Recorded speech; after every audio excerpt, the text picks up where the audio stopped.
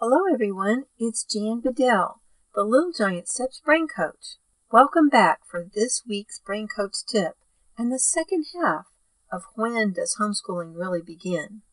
I hope I was able to help you think differently about a number of areas that influence the early years of development in the first half. Over the last 5 years, I have had first-hand knowledge of the effects of early stimulation for infants and preschoolers through close interaction with my grandchildren. They have thrived with these brain organizing and stimulating activities. Over the years, sharing this information with clients and families at conventions, just like this one, I have been told of similar experiences when families incorporate the neurodevelopmental approach to life through the Little Giant Steps products and programs. My prayer is that you can see the same results through the information I share here, and will share this podcast with your friends and family. God may want to work through you so another family can get the information they didn't even know they needed. Now, let's join the convention attendees for the second half of When Does Homeschooling Really Begin? Now, walking, the first thing that happens is primary balance. They're up like this with their arms up, and then they go to arms down. This is the correct way to walk, and you're looking for cross-pattern walking. Not having their hands, all tucked into pockets or something. That means they don't know what to do with these. But if they're just walking like this, cross-pattern, then that's organizing to the cortex, which is the thinking part of the brain. This is kind of where the information from one side comes to the other for recognizing somebody and remembering their name. So one side stores a picture and one side stores the word. And when the bridge works, you can come and bring that together. And really, your kids answer your questions on this bridge. So you want to make sure all of this is developed the way it should be. Our belief is the potential of the individual is determined by the opportunities presented to them. Like we said before, where the process could be slowed, if you have somebody that you hear about and you say, a retarded child was found locked in the closet. And my first question is, was the child retarded and locked in the closet, or are they now retarded because of deprivation, because they didn't get enough input? So input is what we talk about. Input before you get output. That's the important thing, especially with a young child. They don't like to be tested all the time, so inputting information. The fascinating thing that I found was that the children before the age of 3, they learn more fact for fact than the whole rest of their life. Can you even fathom that? We've got these big, thick books we went through in high school, and we're learning all this stuff, but they learn more in the first 3 years. They're learning spatial things. They're learning tactile things. They're learning so much. Now, some people really think this is not too great, but I'll tell you what we did when we saw Kinsey was in the kitchen, and she's playing with this drawer that is just coming out, and she's pulling it out, and then she's pushing it back in. And boom, right on her fingers. And so most people would be running over there going, no, don't do that. But I want to show you what she's learning in 1 minute here. So she did that, and then, she got one hand out of the way, and now she goes, okay, both hands down here. And then we're not quite through with the lesson. Oh, we got him up there. Youch. But she didn't cry. But look at this. Both hands moved down, and she learned to do that. Now, I've got big, heavy doors, solid wood doors in my house, and I'm thinking, oh my gosh, smashed fingers when they get older. We never have had a smashed finger. And I really believe it's because she learned that. I mean, she's just 13 months old learning that. And so if you can allow them to go through some of those things, then they learn them pretty quick. The eyes are critically important. As soon as I had grandchildren, of course, I started making all kinds of things that were for them. So this is Carter helping the little baby sister Kaylee with her tummy time by just showing her faces. at first we showed her these patterns. They're great big, 17 by 11, and she would look at those and we would use them for tracking some of the time, but she was really happy on her stomach watching those patterns, and we'd change the patterns, and then the next thing is faces. Children really respond to faces. After that, you can show, we made a bunch of silhouettes for like 6 to 9 months old, so you can work on vocabulary, but again, this is working on their central vision. Now, keeping their ears clear is a top priority. We see so many issues, developmental issues, because of ear infections and that kind of thing. So they can have tonal issues. If they have fluid, that's going to change the tone of what they hear, and it's also going to affect what comes out. So you want to watch for ear infections, middle ear fluid, congestion, respiratory issues, and excessive wax buildup. All can influence what they hear. If you have any of these issues, I'm going to encourage you to have regular tympanograms. It's just a little puff of air that goes onto the tympanic membrane and lets you know whether there's fluid there or not, and it can catch things that even a visual check doesn't see. Another resource is Dr. Block at theblockcenter.com. She has a home tympanogram that you can get, and ways to drain the eustachian tubes naturally. I think she has a video that does that.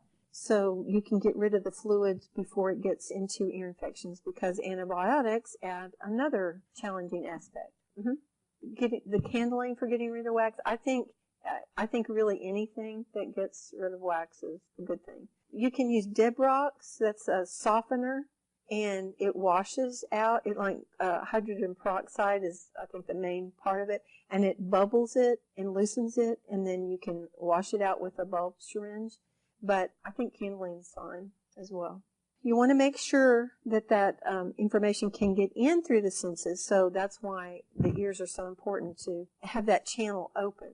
Now, 3 keys to effective input I'm going to teach you are frequency, intensity, and duration. Now, I'm going to go over this in the Organizing Einstein. It's really for everybody. It's kind of geared toward gifted, but it's just developmental. It's on Saturday at 10:30, or I have a podcast, it's number 8, that talks about this concept as well. But basically, frequency is how many times a child's exposed to the same information. Here, Dad is so into books. He's just got tons and tons of books. So he's showing Johnny a picture of an elephant and a giraffe and a tiger and all these animals, and he's got so many books, he doesn't get back around to showing Johnny the picture for a couple of weeks, and he's just as excited to see it the next time because he doesn't remember seeing it. But Mom has gone to one of my classes, and just pretend like this is animals. You can do it this is called a unit, like it's clothing, but you just say dress and jacket and a bow tie and hiking shoes and a cap. You just do that real quick, before and after breakfast, before and after lunch, about a minute. And so say this was animals, and Dad got back around to showing Johnny the picture, and he opened the book, and Johnny goes, elephant! And Dad goes, there's my boy, I'm teaching him about all this stuff. And it was really Mom that did the frequency that made it happen. So you can teach a lot of things in a very short amount of time, and do it frequently, twice a day. Just showing that to him for a minute will get a lot of that information in. So that's a unit study. You can do that with letters. You can just say S and T and Z, and you can do it with words. You can do it with anything that you want, and numbers, anything you want to teach. Now, one thing that's really fun is an experience book. Kids like to see pictures of themselves, And Kinsey, being my first grandchild, I knitted these little figures for her, these little cats and a bear and different things like that. So I wanted to kind of preserve it because I didn't figure they were going to last long. So I put them in what's called experience books. And here, this one is Rabbit's arms, Kinsey's arms. So I made 2 sets of books. One had just 1 or 2 words, and one was like this. Rabbit has 2 short arms. Kinsey has 2 soft arms. And I taught her with that fast flash, I just taught her the words to be able to read the book. So you just show it to them and put it in a different place. and then she can read the book about herself. All right. Intensity is how strong the information is. So if you're not giving good intensity and you just go, oh, this is a giraffe and this is whatever, they're not going to pay attention to that much. But if you're into it, then that really helps. Now, our whole society is pretty intense on the negative. And here's one area, you're trying to potty train, and here he is. Now he's had the accident again. You wet your pants again. Why didn't you tell Mommy? You go on and on and on. Well, what if you turn that around? This family, Johnny went where he's supposed to go for the first time, and they exclaimed they were having a fit. Then they did a swing dance and in celebration, and Johnny couldn't wait to get back on the pot to see what was going to happen next. Intensity is something that the children crave. They crave it, whether it's good intensity or bad intensity. So you want to try to turn it around. Wow, we had a whole meal without spilt milk, That would be different. Now, Carter, he amazed me. As, everybody brags on their grandchildren, I guess. But I really think it was this where he was having to hold on to us to get up and build those muscles that made it where he could get dressed by himself very early. So he comes out and goes, ta-da, dressed by himself, at 3 years old. And it really takes a lot to get those pants, in the back and squeeze them and pull them up and all that strength and everything. So he literally I taught him to put his shirt on the bed with the front down to get it on, and then to lean against the bed or the wall or something to put his pants on. And even now, he will start to kind of go, well, just hand me the underwear or whatever. And I said, oh, no, you can do it. So it takes a little extra time, but look at how much time it saves, not having to get the 3-year-old dressed all the time. It's really very wonderful. So duration is short periods of time. That picking him up, that's just one example of it didn't take very long to do that. Giving the input, very short periods of time, and then over time. So duration has two aspects. When we do counting or inputting information, ours is not to music because it puts it in the subdominant hemisphere. Then they have to sing the song. If I say, what letter comes after 8, and you say I, then that's in your dominant hemisphere. But if you have to go A, B, C, the rest of your singing that little song because it's all in one chunk over in your subdominant. So we do it with different voices and echoing and reverberating and things like that, but it just counts 1 to 5. And it counts 1 to 5 over and over and over. A male voice, a female voice, all this stuff going on for a very short amount of time. They listen to that twice, and then you listen to the next one, 1 to 10, 1 to 15, 1 to 20, until they just know how to count. The info to know is just little short bits of important information from ABCs all the way to presidents. So that's just a couple of resources that we have. So how long do you have to do something? Until you gain the function. That's what's important with this. What I want to talk to you about shortly here is the short-term memory that children have. If you have seen a child and you think, oh, wow, they really seem mature and they seem to have accelerated abilities, I believe that it has a lot to do with their processing and especially auditory processing. It's a huge factor in our society that's going the wrong direction, and it's key to so many things. What happens in our society, again, we're in a visual society. We're doing all this visual, and we're not doing the auditory that we need to. So even if your child is not talking to you, talk to them. Just get in the habit of narrating everything you do. Just say, I'm opening the refrigerator. Here's the plate. I'm putting it on the table. You're just talking to them all the time. Now, that's really hard. I had a child that didn't talk till she was 3. And when I found this out, I just found myself talking to her, to myself all the time. But she was there. I'm opening the door now. And it really made a huge difference. So processing, a 1-year-old should be able to process one piece of information. You taught them to wave goodbye. And so you say, wave bye-bye. And without a visual cue, they just go like that.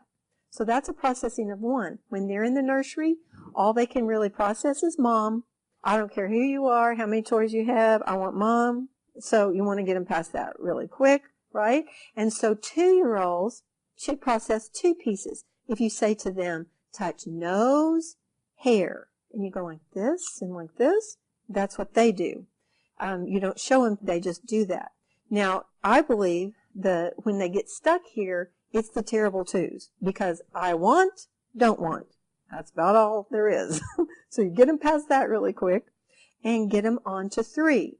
A 3-year-old should be able to do at least 3 pieces. But if you work on it and get them there faster, they'll potty train faster, especially if you've done that deep pressure. Because if you've done the deep pressure, then they can feel their pain in their bladder and go, oh, I got to do something. So I feel something, I've got to go somewhere, and then I've got to do it. Processing of 3. Can save you a lot of money on diapers if you just get the processing up a little bit higher. You can say on this, you can just give the example. Car, boat, train. And they say car, boat, train. So they should be able to do 3 pieces, words. A 4-year-old should be able to do 4. So this would be words or numbers. A 5-year-old, 5 pieces. Now this is very strategic for those of you that are homeschooling, because you need a strong 5 working on 6 for phonics. Now phonics is an auditory approach. You have to hold this piece, this piece, this piece, and the rule together to get the word back out, right? So if they can't hold the pieces, they can't read with phonics well. Don't go buy another phonics program. It's the processing that's the problem. To help you develop this, we want to educate you on this. We've got some free articles, and I have a book that I wrote, The Best Kept Secret in Education, Auditory Processing. Now, people are starting to pay attention to this now because I believe it's epidemic proportion, and now they have central auditory processing disorder because it's gotten so bad. But you can stop that by just stimulating them early and practicing a minute or so twice a day, or with the little ones, you know, the 18-month-olds or whatever. You meet them in the hall and you say, okay, touch nose, knee, and then you wait. And if they don't do it, you just go, yes, you did it. And then you go on, you know, and just little times. You put them in the high chair, you do a little something. You put them in the bathtub, and they make these things swim in the order that you've told them to swim or whatever. Those little inputs can be huge in their function. So you access their auditory level. We've got a test kit at the booth. Just stop by at the top of any hour. We'll teach you how to use it and give that to you to take home to test and see where your kiddos are. The other thing you can do to develop this auditory is talk to them a lot. I kind of talked about that already. Read to them a lot. And then when you're not able to read to them, have them listen to audiobooks. And this isn't music. This is a story without the book, just listening.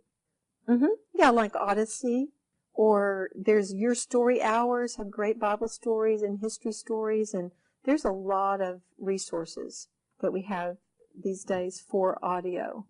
Then visual processing, I don't have that here, but you can get the free test kit at littlegiantsteps.com for the visual.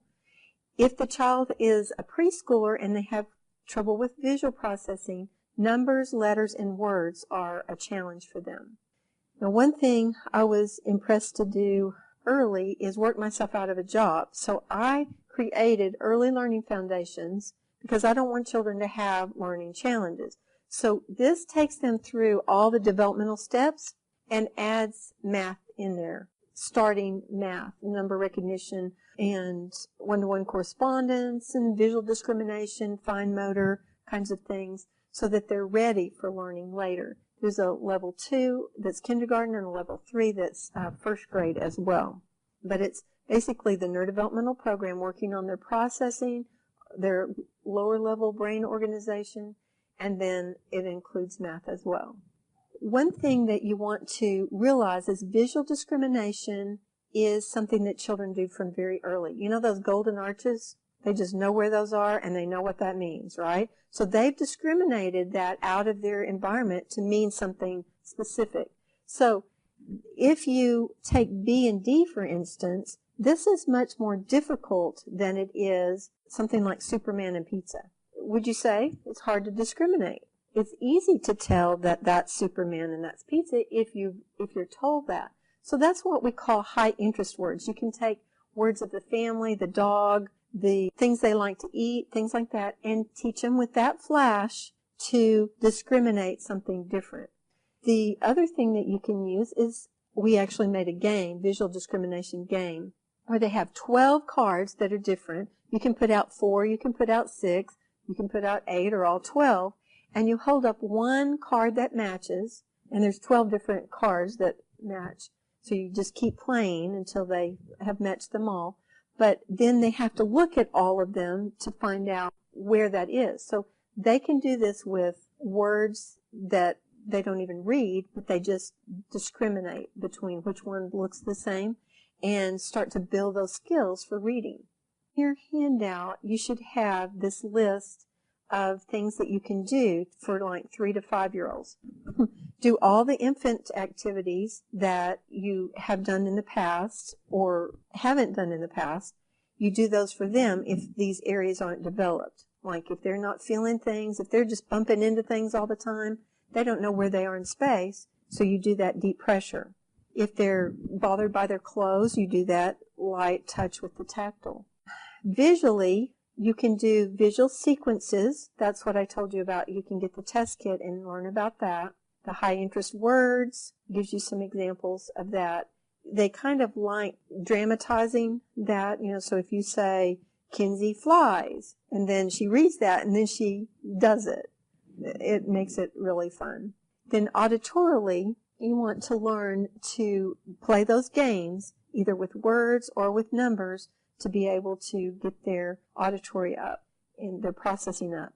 I really believe we're supposed to be, as Christians, raising leaders, and I can literally go into a classroom, test everybody's auditory processing, and walk out the door without knowing anything else and tell the teacher who the leaders are in that classroom. That's how incredible that it is. They just pick up information like radar when their processing is good. The mobility, crawling on their stomach, especially, I didn't show you Kinsey's crawl, because she skipped that stage.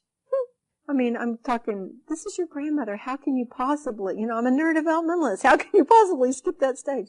So we had to go back when she was 2.5, 3, and have her do that crawling on her stomach to get that back in, because I know the importance of it. So even, with your older ones that aren't on the floor anymore, just play those games where they're crawling on their stomach, they're a worm, or a puppy or horse or whatever, to get all that good cross pattern in.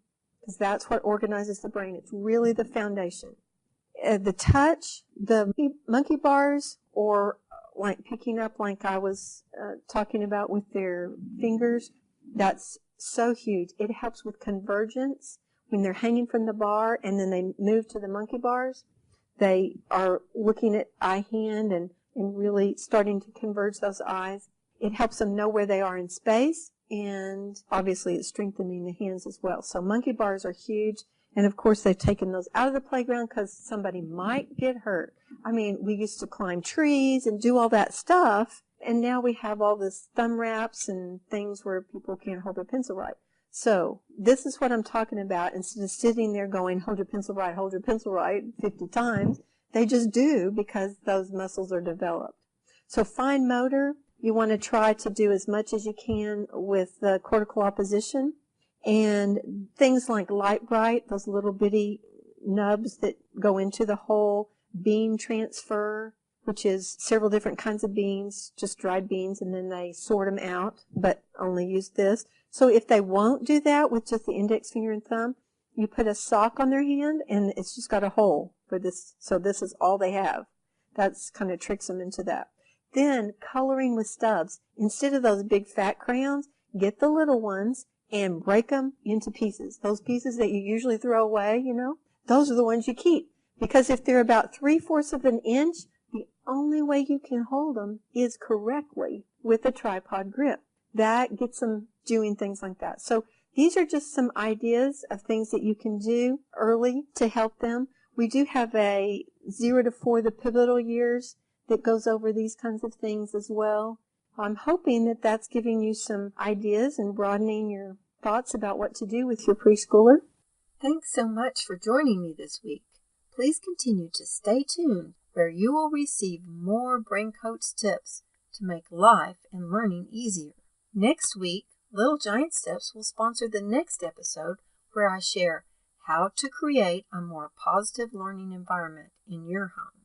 Until then, it's the Brain Coach signing off and reminding you that neurodevelopment is a dynamic approach to life at any age. So think differently. The solution is not in the problem. And remember, there's help at braincoachtips.com.